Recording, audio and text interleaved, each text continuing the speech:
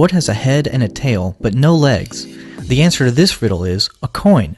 But despite having no legs, money has traveled a long distance over the centuries. Coins were first minted over 2,500 years ago, but the history of currency extends far beyond that.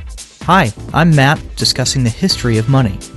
Thousands of years ago, before any currency existed, most civilizations operated on a barter system where goods and services were exchanged. From cattle to crop seeds, people would exchange the things they had for the things they needed. In some societies, units of weight were established for a more sophisticated barter system. For instance, the shekel was a weight measurement used during the short-lived Akkadian Empire, dating all the way back to 2100 BC. Traders eventually stamped their marks on goods to represent their worth in shekels. The concept of currency first appeared in the form of cowries in 1200 BC. A cowrie is a shell of a mollusk commonly found on the shores of the Pacific and Indian Oceans, and it was used as a form of money in societies on those coasts, such as China. Imagine what it would be like if modern-day currency was that accessible. Sadly, the phrase "money doesn't grow on trees" exists for a reason. At the end of the Stone Age, 1000 BC, China was manufacturing imitations of the cowrie in bronze and copper as a substitute for the ubiquitous shells. By 500 BC, coins made from precious metals such as silver, bronze, and gold appeared in Greece, Persia, and Macedonia. These empires stamped their coins with pictures of emperors and gods. Paper currency first appeared in China in 806 AD. However, since there was little regulation in the production of paper money for spendthrift dynasties, the Chinese economy was forced to stop its use in 1455.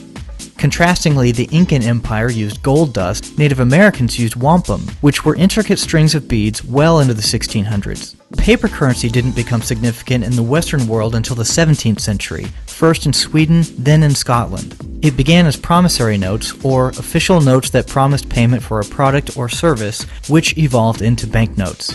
Skip ahead a couple of centuries to 1816 and you're at the creation of the gold standard.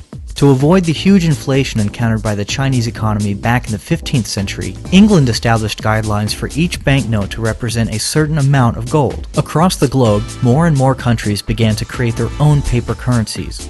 With the 1930s depression, the gold standard was altered a great deal, and ever since it has grown increasingly obsolete as our financial world changes. It seems money just keeps getting lighter. It has moved from heaps of shells to heavy coins, then to paper, then plastic credit cards, and now in the world of technology it is virtually thin air. This leads us to our closing riddle. What is the future of money? Will technology continue to play a role, or will we go back to the ancient barter system? Tell us your thoughts in comments.